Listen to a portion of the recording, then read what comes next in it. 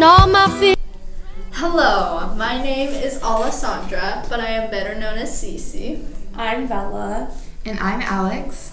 And our podcast is on the hunger and poverty in Santa Cruz County. Have you ever craved one food and got exactly what you wanted? Many people around the world are struggling with this harsh issue of not being able to get a certain something that they want. Yes, I do agree with that idea. And Isaiah 58:10 states that if you give some of your own food to those who are hungry and satisfy the needs of those who are humble, then your light will rise in the dark, and your darkness will become as bright as the noonday sun.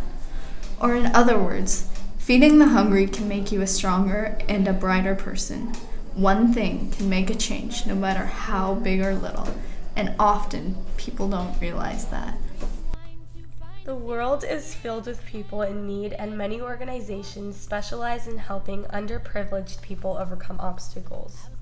Some organizations ask for donated items, and some need volunteers. Hunger in America is not a food issue, it's an economic issue. There is plenty of food to go around. We need more than just one person to help. We need a society to help us achieve our goals in stopping food insecurities around the world. You make a great point, Bella. So over the past couple years, I've had the great privilege of being able to serve at an orphanage called Dora Faith Orphanage down in Mexico. One of the baby boys who lives there now has a pretty horrific life story about how he got there. So, he was raised by his single mother who was homeless and had no money or food to provide for her child. So she decided that she was going to get rid of him, but she did it in a terrible way. She took her baby and dumped him into a dumpster where she didn't have to worry about him or his future anymore. I will continue this story later, but for now, here is Cece again to tell you about some pretty shocking hunger statistics. What a horrifying thing that happened to that baby. And the fact that this was all caused by food insecurities. But anyway, I would like to introduce another question. Have you ever noticed how much you value the food that you consume? In fact, the average American consumes between 3 to 5 pounds of food each day, but 1 in every 7 houses in America are food insecure. Now, isn't that an awful statistic? I would like you to take a second and close your eyes. You with me? Now imagine your favorite cook. Whether it's your mom, your dad, your grandma, a sibling, yourself, or even a friend. Now think of all the food that they've made for you. Your favorite meal, and imagine tasting that one thing. Now, imagine that you never get to taste it again. In fact, imagine that you are without a home, living in the cold winter streets of Santa Cruz County, and not making much, and never knowing when you will get to eat again. That is what 37% of the Santa Cruz County faces in present time. It will only continue to increase unless we take action. That is the easy part, but we will continue this later.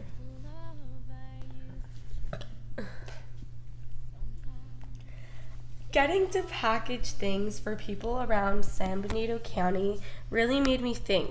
I had to package around 100 bags full of food for my community, and one question came across my mind. What about the people that are going to miss out on this?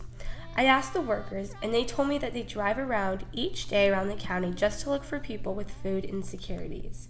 To hear that, I was extremely happy. What a great way to spend your service hours. One startling fact that many do not know is that 37% of Santa Cruz County's population is homeless, according to appliedsurveyresearch.org. For me, that wasn't very hard to believe when I passed sandwiches around Santa Cruz County during my community service hours. I made around 18 sandwich bags that included an apple, bottled water, and chips, and all of them were gone before I knew it. This just goes to show that homeless people are everywhere, so it makes sense that 37% of Santa Cruz County is homeless.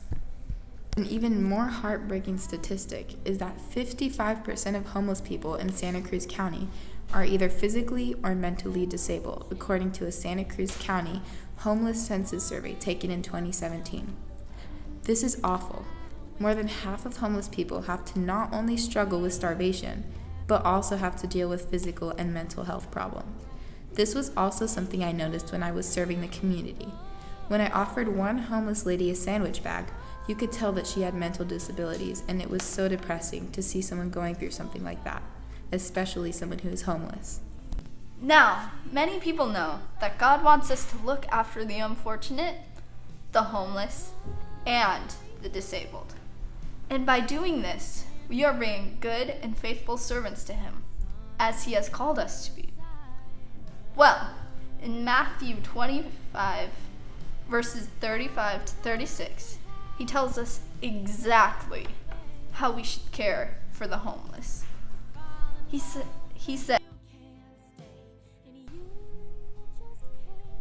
"For I was hungry, and you gave me food. I was thirsty, and you gave me a drink. I was a stranger, and you welcomed me. I was naked, and you clothed me. I was sick, and you visited me. I was in prison, and you came to me." He is saying that by helping His people here on earth, we are also helping Him and fulfilling the word that He has given to us by serving others. Also, by serving others, we are serving God, and that is just amazing in His eyes. God is calling us to do our duty and serve others, and this is exactly what we all need to do. Now, I would like to go back to the taking action part. Now, we have volunteering. There are food banks literally everywhere, and I would like to specifically mention one, and that is Second Harvest Food Bank, which you can find at www.thefoodbank.org. Now, I volunteered this with my service hours, and it was a real privilege. And it was actually very fun, especially when you volunteer with some of your friends. I have a little more of a difficult challenge for you, because volunteering, it's pretty easy. Now, of course, you don't have to take this on and continue your stressful teen life and forget you have ever listened to this podcast. Now, here it is. And I seriously recommend doing this. You don't even have to do it every day, maybe once a week. But I would like you to think of how much you value the food that you eat, and thank that person who made it for you. Not only that, but try volunteering at the food bank and experience the happiness you can feel when giving help to others.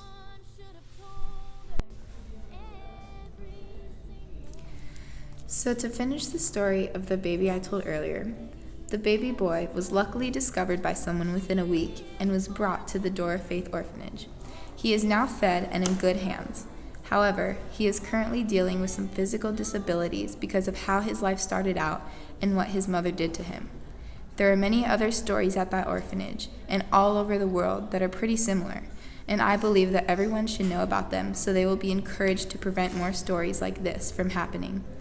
As Cece mentioned, you can visit the Second Harvest Food Bank website and sign up to volunteer. It's a very easy process, and the food bank is very flexible with your schedule.